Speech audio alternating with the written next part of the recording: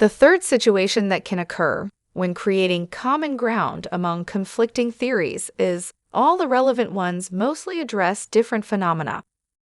That is, some theories complement each other more than they differ.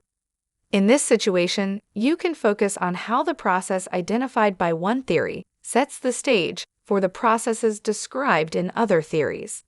For example, which part of the process comes first and which comes last? Are there feedback loops?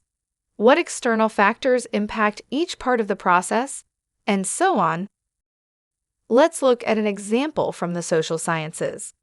Assume you want to answer the question, how can people create meaning in their lives? From an interdisciplinary approach.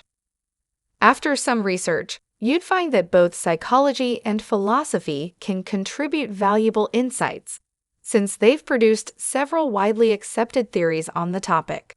From there, you might find the following theories are relevant: goal-setting theory, flow theory, logotherapy, and bucket list theory.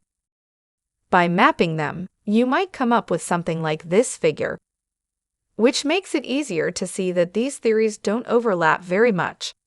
Instead, each one seems to address a different piece of the puzzle. So, bucket list theory focuses on identifying life goals. Goal-setting theory, on setting clear goals that an individual can actually reach.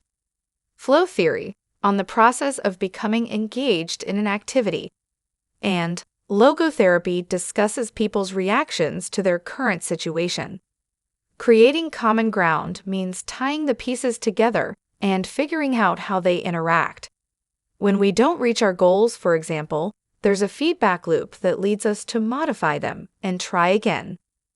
Now that you've reached the end of this video series, I hope you're more comfortable with this step of the IRP. Next, you'll learn how to put it all together and integrate the disciplinary insights and common ground you've identified so far.